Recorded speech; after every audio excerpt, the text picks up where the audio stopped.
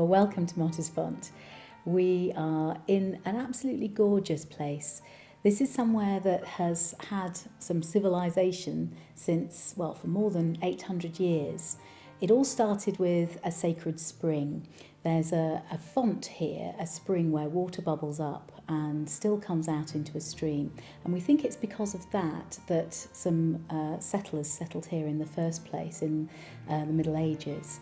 In the 12th century, a priory was founded here, so there were monks here for several hundred years, lots of fertile land and fish, and a very thriving community. This was actually a place of pilgrimage because they had a relic of the finger of St. John the Baptist, the one that supposedly pointed at Christ and said, "This is the Lamb of God."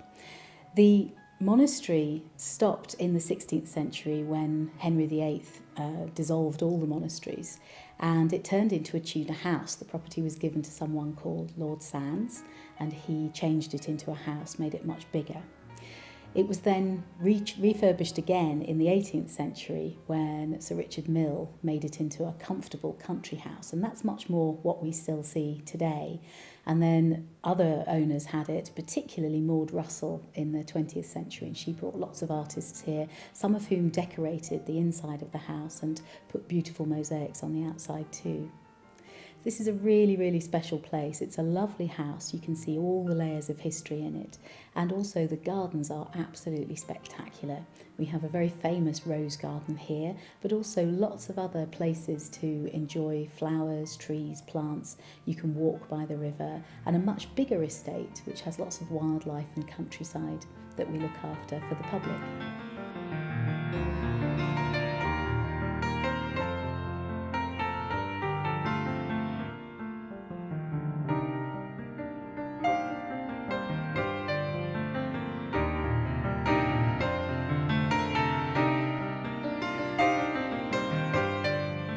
The National Trust has lots of volunteers working all across the country, and here at Mottisfont at the moment we have about 200 different people who come and give anything from just a few hours a fortnight to some of them come for several days. They have, I think, a really good time here, but they play a very important role in the work that we do. We need volunteers to help look after our historic house and to actually open it for the public and to engage with the public.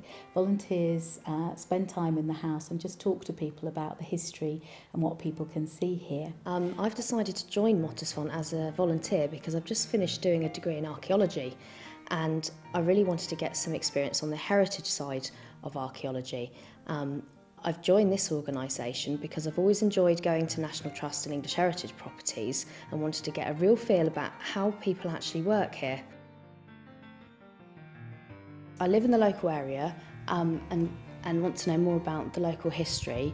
Mottisfont for me is a great place to start in understanding how the National Trust show their visitors the past of this country and give everyone a real idea of how things have changed from the past to the future and how people are preserving the past for future generations. And I come here one day a week working in the gardening department. I find it a very enjoyable experience after being in an office for 40 odd years. Now that I'm retired, it gives me the opportunity to spend some time outdoors.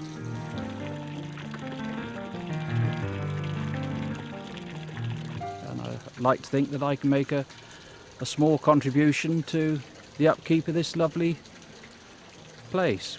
It really is very peaceful, very quiet. Even when the visitors are here, there are places that you can get lost.